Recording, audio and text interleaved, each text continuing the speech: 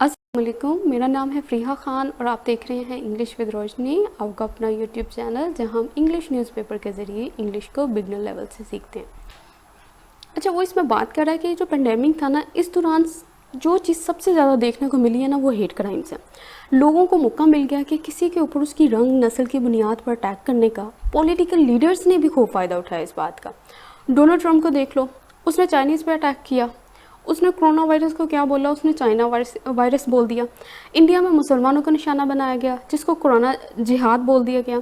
हालांकि वो कह रहा था, इस एडिटोरियल में वो ये बात कर रहा है कि ये जो पेंडेमिक थी उसने एक मौका प्रोवाइड किया था कि सब लोग ना इकट्ठे हो जाएं बगैर किसी तज़ाद के।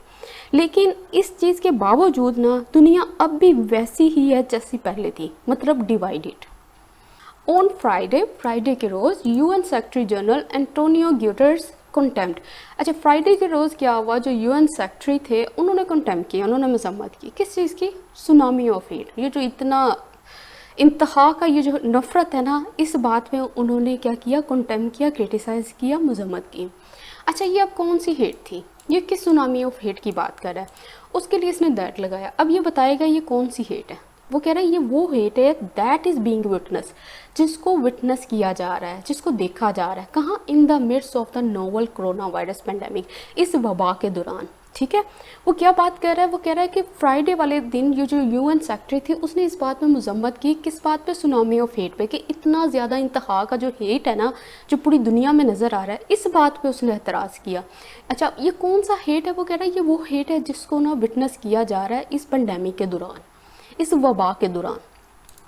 तो यहाँ से यहाँ तक हमारा सेंटेंस था। सब्जेक्ट क्या है हमारा? यूएन सेक्रेटरी जनरल एंटोनियो ग्यूटर्स हमारा सब्जेक्ट है।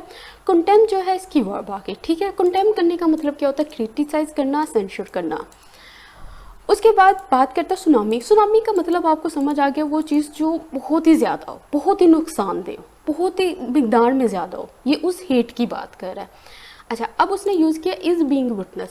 अच्छा, यहाँ पे क्या बना हुआ है? यहाँ पे प्रेजेंट कंटिन्यूस पैसिव बना हुआ है। अच्छा, मुझे कैसे पता चला कि ये पैसिव बना हुआ है? ये मैंने बताया था कि जब बी के साथ जब V3 लगी होती है तो वो पैसिव स्ट्रक्चर बनाती है। ठीक है, अब यहाँ पे जो बी है ना, उसकी जो प्रोग्रेसिव फॉर्म है ना, बीइंग लगा हुआ है। बीइंग के साथ क्या लगी हुई है? V3 लगी हुई है। तो इसलिए मुझे पता चला बीइंग विटनेस, यानी कि यहाँ पे पैसिव स्ट्रक्चर बना हुआ है प्रेजेंट इंडेफिनिट का। इन द मिड्स ऑफ का मतलब होता है किसी चीज़ के दरमियान में। नोवल हर वो चीज़ होती है जो यूनिक होती है, जो न्यू चीज़ थी, क्योंकि ये कोरोना वायरस पहले नहीं हुआ था, इसलिए ये नोवल है। अच्छा, अब उसके बाद उसने कहा पेंडेमिक। पेंडेमिक का मतलब क्या होता है? पेन का मतलब होता है चारों तरफ, ठीक है। एपिडेमिक मतलब वबा, ऐसी वबा जो चारों तरफ फैली हो, पूरी दुनिया में फैली हुई है ना, कहीं एक जगह पे नहीं फैली हुई। उसके बाद एक चीज़ और देखो, जब लगता है ना पैन इस्लामिक, ये वर्ड भी आपको नज़र आएगा अक्सर न्यूज़ में। इसका मतलब होता है, पैन का मतलब मैंने भी क्या कहा? चारों तरफ, ठीक है। पैन इस्लामिक वो चीज़ होती है जो टोटल इस्लामिक होती है, जो चारों तरफ से इस्लामिक हो, जो मुकम्मल इस्लामिक हो। तो ये वर्ड भी कहीं भी नज़र आए तो इसका मतलब होता है टोटल इस्लामिक। पेंडेमिक का मतलब यही होता है कि ऐसी वबा जो चारों तरफ फैली हो। देयर मे इंडीड बी, हो सकता है वहाँ पे हो, क्या हो? अ स्पाइक, एक इंक्रीज, किसमें? In the number of hate crimes है, जितने भी हेट क्राइम्स हैं उनकी जो तादाद है उसमें स्पाइक आया हो, इंक्रीज आया हो। एंड जीनोफोबिया में, और ये जो फॉरेनर से रिलेटेड फियर है इसका भी इंक्रीज हुआ हो ग्लोबली, पूरी दुनिया में।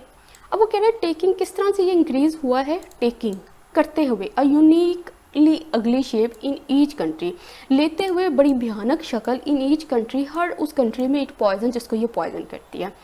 वो क्या बात कर रहा है? कह रहा है हो सकता है कि वहाँ भी इंक्रीज आया है, कि हेट क्राइम्स भी ज़्यादा हुए, जीनोफोबिया ग्लोबली भी ज़्यादा हुआ है, और किस तरह से ज़्यादा हुआ है? बहुत ही भयानक शक्ल लेते हुए। अब ये कौन सी भयानक शक्ल होगी ये आगे एग्जाम्पल्स में बताएगा, ठीक है। कहाँ? वो कह रहा है जिस कंट्री को ये पॉइजन करता है। बट लेकिन अब वो कह रहा है मच ऑफ दीज रिसेंटमेंट्स, ये जो रिसेंटमेंट्स है ना, उसमें से वो कह रहा है ज़्यादातर जो है ना वो ऑलरेडी इन प्लेस, वो पहले से ही मौजूद थी। अच्छा, किस चीज़ के पहले मौजूद थी? वो कह रहा है before the pandemic and unlisted itself, जब ये पेंडेमिक जो था ना कंट्रोल हुई थी, ये तब से मौजूद है। तो ये बात कर रहा है, कह रहा है कि इसमें जो बहुत सारी रिसेंटमेंट्स थी, जो नफरतें थी, वो पहले से मौजूद थी। किससे पहले से मौजूद थी? जब ये पेंडेमिक जो अनकंट्रोल्ड हुआ था। अच्छा, पहली बात यहाँ पे हुई है इन्वर्जन। इन्वर्जन का कैसे पता चला? क्योंकि जो सिंपल सेंटेंस स्ट्रक्चर होता है उसमें सब्जेक्ट प्लस वर्ब होता है। जो इन्वर्जन होती है उसमें वर्ब पहले आ जाता है और सब्जेक्ट बाद में आता है, जैसे यहाँ पे हुआ है। जीनोफोबिया, जीनो का मतलब क्या होता है? जीनो का मतलब होता है रिलेटिंग टू अ फोनर और फोनर्स, ये फोनर से रिलेटेड होती है ये जो फॉर्म नज़र आ रही है ना जीनो। फोबिया का मतलब होता है डर। तो अगर हम इसको इकट्ठा कर दें तो ये बनता है फियर ऑफ फोनर्स, ऐसा डर जो फोनर से रिलेटेड हो, कि उनको डर होता है कि फोनर्स आएंगे हमारी कंट्री में, हमें कोई नुकसान ना पहुंचा दें। उसके बाद रिसेंटमेंट्स। रिसेंटमेंट्स क्या होती हैं? ये होती है bitterness, indignation, irritation, pique, displeasure, dissatisfaction. इन सब का मतलब यही है, ये जो बिटरनेस से लेकर यहाँ पे डिससेटिस्फेक्शन तक है, रिसेंटमेंट तक है, ये सब का मतलब सेम है। ये नफ़रतों की बात कर रहा है, नाराज़गियों की बात कर रहा है। इन प्लेस होने का मतलब क्या है? अगर कोई चीज़ इन प्लेस है ना, वो वर्किंग में है, वो काम कर रही है और रेडी टू वर्क, यहाँ वो काम करने के लिए तैयार है, इस्टेब्लिश्ड है, बिल्ड हो चुकी है, इन फोर्स है, लागू है, अंडर इम्प्लीमेंटेशन है, मतलब इम्प्लीमेंट होने वाली है। इसका मतलब ये होता है इन प्लेस का। अच्छा, अब उसके बाद होता है अनलीश्ड। अनलीश्ड का क्या मतलब होता है? लीश का मतलब पता है आपको? लीश क्या चीज़ होती है? लीश होती है लगाम। ठहरे मैं आपको दिखाती हूँ। अच्छा ये देखो, ये जो लगाम डाली हुई है ना इसने इसके गले में, ये क्या डाला हुआ है? इसने लीश डाला हुआ है। इसलिए डाला हुआ है ताकि ये जो कुत्ता है ये इसके काबू में रहे। अगर ये अनलीश हो जाए, मतलब अगर इसकी लगाम छोड़ दे, इसकी लगाम ये ना डाले, तो ये क्या हो जाएगा? ये कहीं इधर से जाएगा, आउट ऑफ कंट्रोल हो जाएगा। तो इसी तरह उसने बात की है कि ये जो पेंडेमिक था ना, जब ये इसने खुद को अनलीश नहीं किया था, जब ये अनलीश नहीं हुआ था, तो उससे पहले भी ये चीज़ें मौजूद थी। तो यहाँ पे अनलीश का मतलब आउट ऑफ कंट्रोल नहीं हुआ था। अब उसने यूज़ किया इट सेल्फ। इट सेल्फ का क्या कहानी है? ठीक है, एक होता है रिफ्लेक्सिव प्रोनाउन, एक होता है एम्फेटिक प्रोनाउन होता है।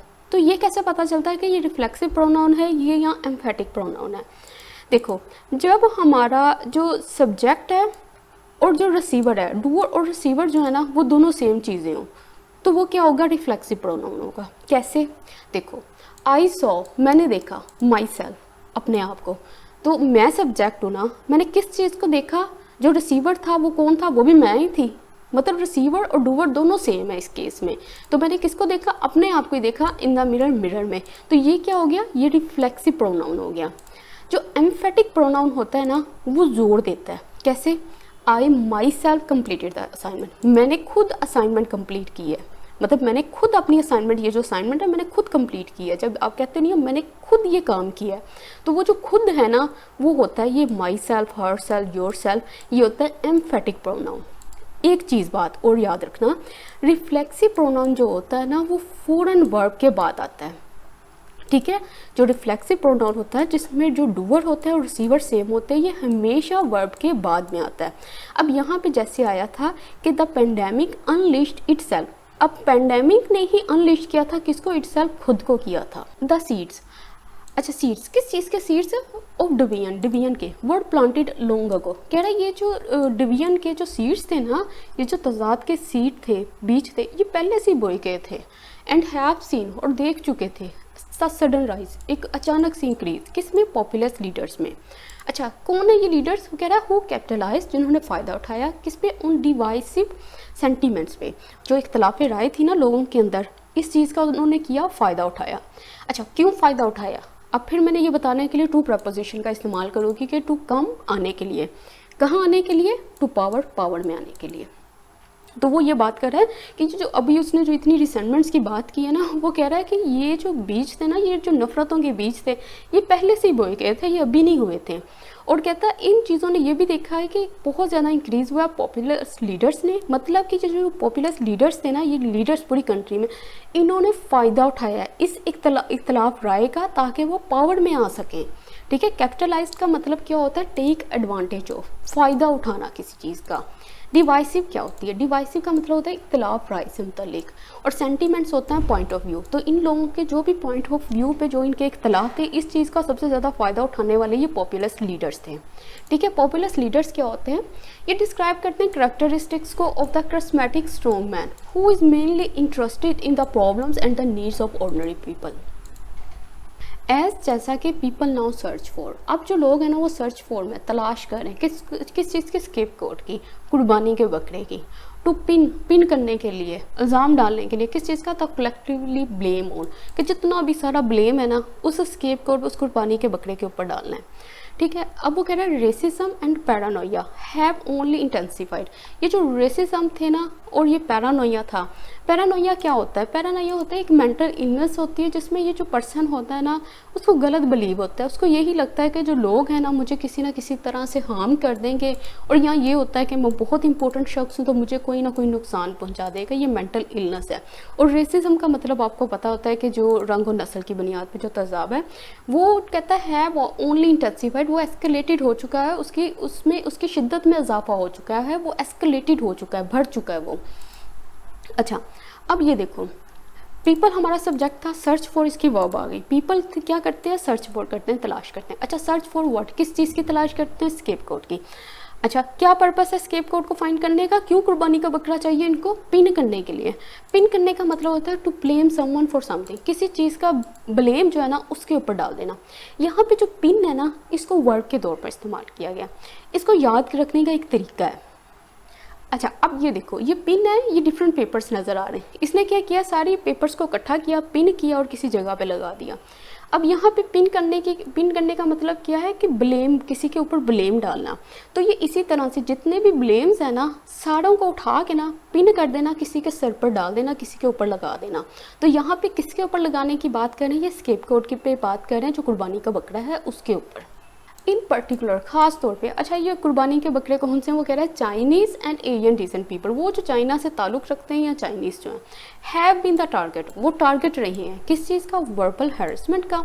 मतलब वर्बली तौर पर भी उन पे आवाज़ें कसी गई हैं, उन्हें तंग किया गया है, और फिजिकल असॉल्ट किया गया, फिजिकली तौर पर भी उन पे हमले किए गए हैं। तो वो कह रहा है ख़ास तौर पर कौन है ये लोग? चाइनीज़ हैं और चाइना से ताल्लुक़ रखने वाले हैं। उन पे क्या किया है? वर्बल हैरेसमेंट हुई है और फिजिकल असॉल्ट हुआ है। तो ये देखो, एशियन डेसेंट पीपल कौन से होते हैं? द रीजन और background of a person in terms of family और नेशनलिटी, किसी हिसाब से भी उसका जो ताल्लुक है ना किसी एक चीज़ से हो। जैसे ये चाइनीज़ है ना, तो चाइनीज़ का ताल्लुक कहाँ पे? वो कह रहा है चाइना से, और वहाँ से आने वाले जितने भी लोग हैं उनके साथ ये सलूक किया जा रहा है। और यूएस में क्या हो रहा है? यूएस में कह रहा है in the US a man from Myanmar and his young children. एक आदमी था, कहाँ से था? फ्रॉम म्यांमार, और दूसरा कौन था? हिज यंग चिल्ड्रन, इसका जो छोटा बेटा, ठीक है। वर्ड स्टैब्ड, उसको क्या किया? स्टैब किया गया, मतलब चाकू से मारा गया। अच्छा, मारने वाला कौन था? बाय प्रेपोजिशन के जरिए अब डूअर का बताएगा कौन था? टीनेजर, एक टीनेजर था। अच्छा, कौन टीनेजर था? फिर इसने रिलेटिव प्रोनाउन इस्तेमाल किया, उसने कहा हु थॉट, जिसने सोचा। क्या सोचा? अब जो बात सोची वो अपने आप में फिर एक क्लॉज है। दे वर इन्फेक्टिंग, वो इन्फेक्ट कर रहे थे पीपल, लोगों को, किसके साथ? विद द कोरोना वायरस के साथ। अब ये देखो, वो कह रहा है कि यूएस में क्या हुआ है, एक आदमी जो था म्यांमार में और उसके बच्चे को चाकू मार दिया, सिर्फ इस बिलीव पे कि जो मारने वाला था उसको लगा कि ये लोग जो हैं वो इन्फेक्ट कर रहे हैं कोरोना वायरस को। इन ऑस्ट्रेलिया में अब वीडियो सरफेस्ड, एक वीडियो सरफेस्ड हुई। क्या, कौन सी सरफेस्ड हुई? ऑफ अनरूली वुमेन, एक ऐसी वुमेन जो कि क्या थी? राउडी थी, अनकंट्रोलेबल थी। अच्छा, एक वुमेन की वीडियो उसने क्या सरफेस्ड हुई? कौन सी वुमेन थी? क्या कर रही थी वो? अब ये प्रेजेंट पार्टिसिपल साथ लग गए हैं, वो बता रहे हैं कि ये वो औरत थी जो कि किकिंग भी कर रही थी और क्या कर रही थी? स्पिटिंग कर रही थी। किसके ऊपर थूक फेंक रही थी? टू सिस्टर्स, दो बहनों के ऊपर।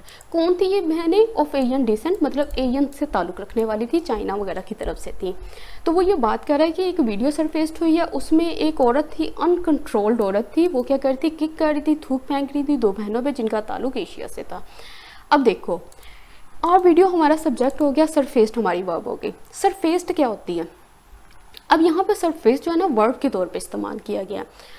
जब चीज़ वर्ब के तौर पे इस्तेमाल की जाती है उनके मीनिंग थोड़े डिफरेंट हो जाते हैं। सरफेस का मतलब इस तरह से उसको याद रखो, जो ये किसी भी चीज़ की सरफेस है उसके ऊपर अगर कोई चीज़ पड़ी है तो वो ओब्वियसली आपको नज़र आएगी, वो सबकी नज़र में आ जाएगी।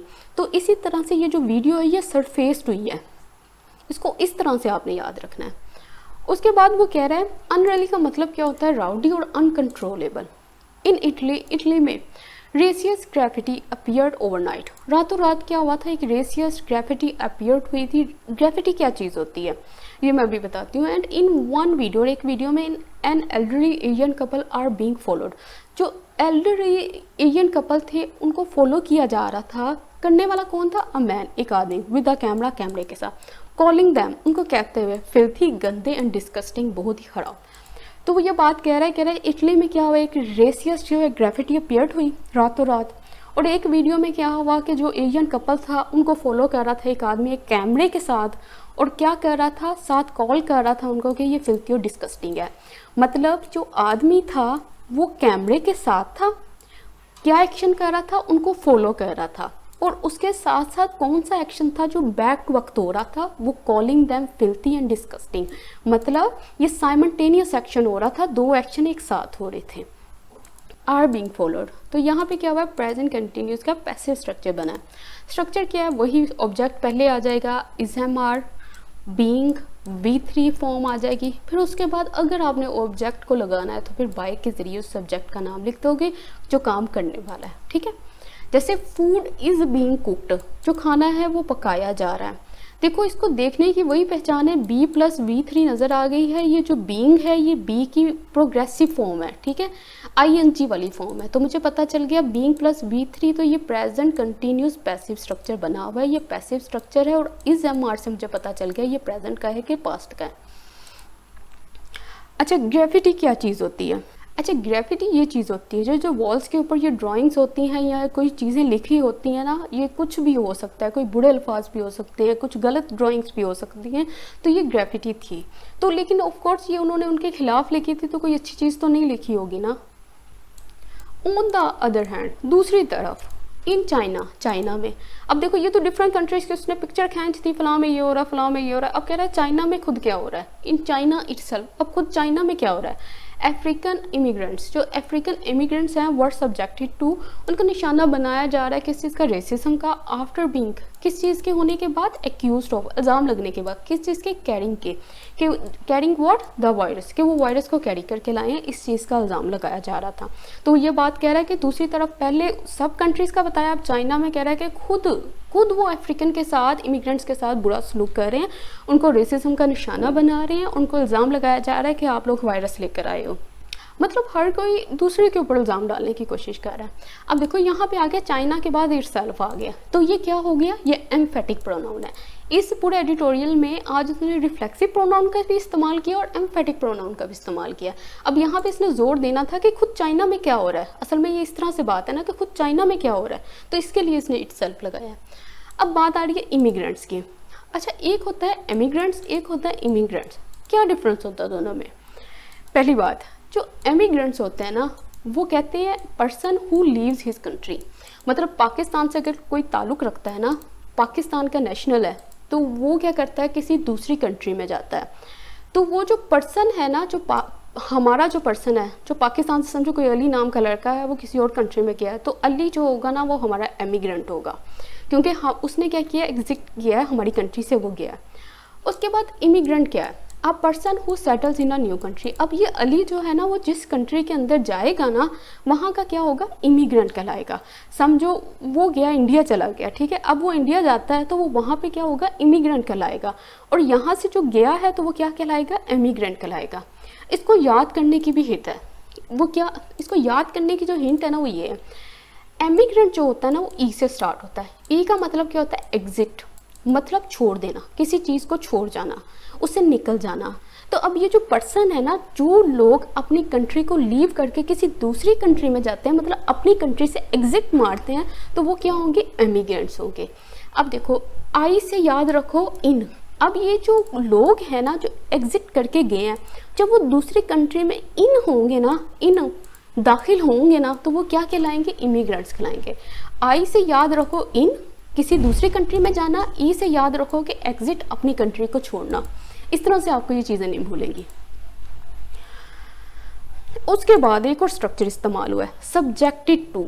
सब्जेक्टेड टू का मतलब क्या होता है, इसका मतलब होता है के तहत होना, पॉसिबली अफेक्टेड बाय समथिंग, किसी पूरे चांसेस है कि वो चीज़ दूसरी चीज़ से अफेक्ट हो सकती है। कैसे, पहले इसका स्ट्रक्चर देखो, is am are was word कुछ भी आएगा, उसके बाद सब्जेक्ट टू आएगा, उसके बाद ऑब्जेक्ट आएगा, किस चीज़ का वो निशाना बन सकती है। जैसे ये जो दीज रूल्स हैं ना, ये जो कोई रूल्स हैं, आर सब्जेक्ट टू, वो पूरे के पूरे निशाने पर किसके, चेंज के, तब्दीली के, विदाउट नोटिस, कि ये जो रूल्स हैं ना ये किसी भी टाइम चेंज हो सकते हैं तब्दीली के बगैर। ये सब्जेक्ट टू किस चीज़ के, इस तब्दीली के। उसके बाद all objects are subject to gravity, जितने भी जो ऑब्जेक्ट्स हैं ना वो किसके निशाने पे है, ग्रेविटी के, मतलब वो ग्रेविटी के असर में है, उससे अफेक्टेड है, मतलब अफेक्टेड बाय समथिंग, मतलब किसी चीज़ से वो अफेक्टेड है। अब यहाँ पे ये जो बात कर रहे हैं ना सब्जेक्टेड टू हैं, ये जो अफ्रीकन इमिग्रेंट्स जो हैं ये सब्जेक्टेड टू किस चीज़ के, किस चीज़ के निशाने के ऊपर, ये रेसिज्म के हैं। वही जो रेसिज्म मैंने बताया जो किसी की रंग नस्ल की बुनियाद पर उसको उसके साथ बुरा बिहेव करना। एक्यूज्ड ऑफ, इसका क्या मतलब होता है, एक्यूज के बाद ना जो फिक्स प्रपोजिशन आती है ना वो ऑफ आती है, इसका मतलब होता है इल्ज़ाम लगाना, टू ब्लेम समवन, ठीक है। एक्यूज्ड ऑफ के बाद उस चीज़ का नाम लिखा जाता है जिस चीज़ का किसी के ऊपर इल्ज़ाम लगाया जाए, जैसे she was accused of murder, उस पर कत्ल का इल्ज़ाम लगाया गया। इसकी जो 3 या 4 वीडियोस अपलोड हो चुकी हैं फिक्स प्रपोजिशन की, वो जाकर आप ज़रूर चेक कीजिएगा।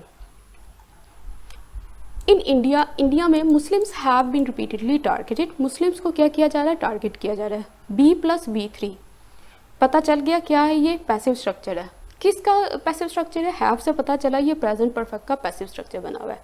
Muslims have been targeted, Muslims have been attacked and Muslims have been humiliated, ये सब काम मुस्लिम्स पे हो रहे हैं।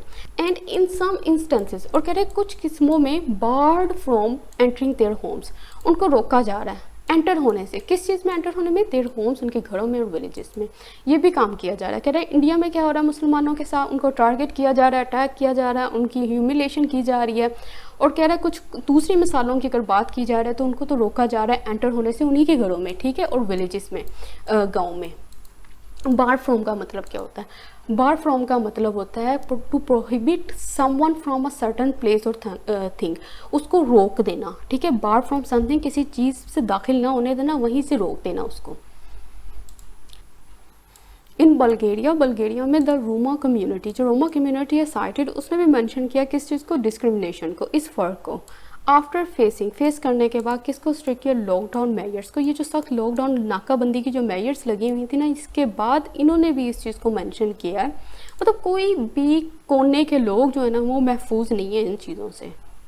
टू मेक मैटर्स वर्स, ये जो मामला है ना इनको और बदतर बनाने के लिए। द मिस यूज़, जो गलत इस्तेमाल है टेक्नोलॉजी का, और किसका, रैपिड स्प्रेड, बहुत तेज़ी से जो फैलावा है डिसइंफॉर्मेशन का, गलत इन्फॉर्मेशन का। अच्छा, और किस चीज़ का, कॉन्स्पिरेसी थेरीज, जो प्लॉटिंग हो रही है, जो साजिशें हो रही हैं, वो चीज़ हैव लेड टू, वो लेके जा चुकी है किसको, मिनॉरिटी ग्रुप्स को, किधर, बीइंग होने के लिए सिंगल्ड आउट, फॉर वायलेंस के लिए उनको क्या है, अकेला किया जा रहा है, आइसोलेट किया जा रहा है, सेपरेट किया जा रहा है। कह रहा है कि ये पहले भी मामला जो थे वो बदतर थे, बुरे थे, अब मज़ीद ख़राब हो रहे हैं, ठीक है। मज़ीद कैसे ख़राब हो रहे हैं, कौन ख़राब कर रहा है, गलत इस्तेमाल जो टेक्नोलॉजी का है, डिसइंफॉर्मेशन का फैलाव है, कॉन्स्पिरेसी थेरीज चल रही हैं, ये जो चीज़ें हैं ना ये लेके चली गई हैं कि मिनॉरिटीज़ को इन्होंने क्या कर दिया, आइसोलेट कर दिया, सेपरेट कर दिया, वायलेंस के लिए, तशद्दुद के लिए।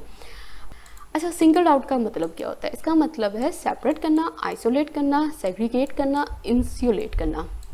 देखो, अब 4 लोग खड़े हैं आपस में, ठीक है, उसमें से एक पर्सन है जो वो, मतलब 4 लोग हैं, ठीक है, 4 लोगों ने पहना हुआ है लाल रंग के कपड़े और एक ने पहना हुआ है नीले रंग का कपड़ा।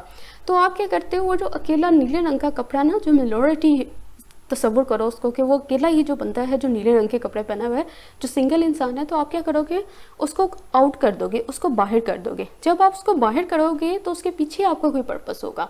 अब यहाँ पे ये जो सिंगल आउट किया गया है, इसके पीछे उनका पर्पस किया है वायलेंस का।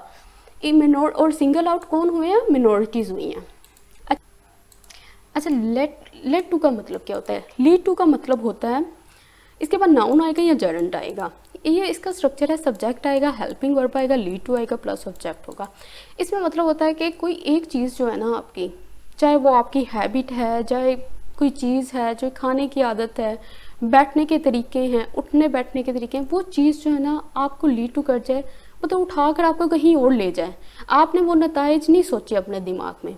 जैसे सबसे अच्छी मिसाल मैं इसकी ये देती हूँ कि a diet that is high in fat can lead to obesity. एक पर्सन है, एक लड़की है, सामने बैठी हुई है, वो बर्गर खा रही है, चीज़ बर्गर पे बर्गर खा रही है, तो आप उसको क्या कहते हो कि तुम्हारी ये जो हैबिट है ना, ये जो तुम्हारी बर्गर खाने की आदत है, ये तुम्हें लीड टू कर जाएगी, तुम्हें ले जाएगी, ये तुम्हारी हैबिट जो है ना तुम्हें लीड टू किसकी तरफ लेके जाएगी, ओबेसिटी की तरफ लेके जाएगी, मोटापे की तरफ लेके जाएगी।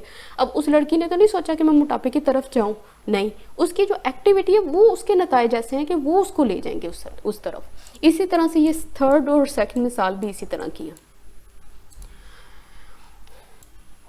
मिस्टर ग्यूटर पर्टिकुलरली वॉइस्ड, उन्होंने पर्टिकुलरली खास तौर पर वॉइस्ड किया, एक्सप्रेस किया हिज फियर्स, अपने खौफ को। किसके बारे में ये खौफ है? इंक्रीजिंगली बढ़ता हुआ, rabbit, extreme anti immigrant sentiments, ऐसे सेंटीमेंट्स, ऐसे व्यू पॉइंट्स जो एंटी इमिग्रेंट्स है, जो इमिग्रेंट्स के खिलाफ है, ऑपोजिट है।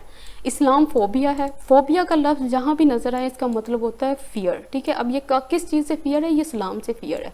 पहले क्या था? जीनोफोबिया था, फाउंडर से फियर था उनको, ठीक है। अब इस्लाम फोबिया। एंटी सेमिटिज्म, सेमिटिज्म ये होता है जिनको नफरत हो या जिसको कहते हैं नहीं फ़र्क रखते हो किसके खिलाफ? ज्यूज़ के खिलाफ। बट ऑल्सो, और साथ ही साथ उसने एक्सटेंड किया किस चीज़ को? हिज कंसर्न्स को, अपनी जो एंग्जाइटी थी, अपनी फ़िक्र थी, किसके ऊपर? टू वेरियस प्रोफेशनल कम्युनिटीज़, जितनी भी प्रोफेशनल कम्युनिटीज़ हैं। अच्छा, कौन सी कम्युनिटीज़ हैं? Who are on the front line, जो सबसे आगे हैं, जो मोर्चे में सबसे आगे हैं। मोर्चा किस चीज़ का है? ये जो कोविड-19 से जो फाइट हो रही है ना, जो जंग हो रही है, इसमें जो सबसे आगे है ना इस बैटल में। अच्छा, बैटल किसके खिलाफ है? अगेंस्ट लगा रहा है द वायरस, वायरस के खिलाफ। अच्छा, कौन है? जर्नलिस्ट हैं, health care practitioners, human rights activist, aid workers, ये सब के सब हैं। तो अच्छा, वो क्या बात कर रहा है? कह रहा है कि मिस्टर ग्यूटर्स ने जो है ना एक्सप्रेस किया अपने खौफ को। खौफ किसके बारे में था? कि ये तेज़ी से जो एंटी इमिग्रेंट्स जो सेंटिमेंट्स हो रही हैं उसके बारे में, इस्लाम फोबिया, एंटी सेमिटिज़म, और ये साथ ही साथ उसने एक्सटेंड किया, मतलब और भी अपने कंसर्न्स बताए। किसके बारे में बताए? ये डिफरेंट प्रोफेशंस की बात की है उसने, और साथ साथ इन लोगों की बात की है जो ह्यूमन राइट एक्टिविस्ट हैं, एड वर्कर्स हैं, हेल्थ केयर प्रैक्टिशनर्स हैं। अच्छा, अब ये देखो ऑन द फ्रंट लाइन्स का मतलब क्या होता है? इसका मतलब होता है डूइंग द हार्डेस्ट और मोस्ट इंपॉर्टेंट वर्क। सबसे ज़्यादा हार्डेस्ट वर्क कौन करता है? एक बैटल की बात कर रहा है ना, बैटल की बात कर रहा है। बैटल में फ्रंट लाइन्स वही होती हैं जो सबसे आगे लोग होते हैं, मतलब जो बुरा होगा वो उन्हीं के साथ होगा। सबसे डिफ़िकल्ट काम उन्हीं का होता है जो सबसे मोर्चे में सबसे आगे होते हैं। तो ये इन्हीं की बात कर रहा है कि ये वो लोग हैं जो सबसे आगे हैं इस वक्त। देन फिर देयर इज़ द स्टिग्माटाइजेशन। फिर क्या आती है? स्टिग्माटाइजेशन आती है। स्टिग्मा करना क्या होता है? स्टिग्मा क्या होता है? एक दाग होता है, ठीक है। स्टिग्माटाइजेशन करना, किसी पे दाग लगा देना, किसी को एक वो टैग लगा देना, किसका? सिकनेस का। अच्छा, अब वो कह रहा है विद कोविड-19 पेशेंट्स के साथ। अच्छा, कौन से पेशेंट्स हैं? ये तो आ गई प्रपोजिशन, प्रपोजिशन के बाद उसका ऑब्जेक्ट आ गया जी पेशेंट्स। पेशेंट्स नाउन है, नाउन के साथ उसने लगा दी ये वो पेशेंट्स हैं जो कोविड-19 के।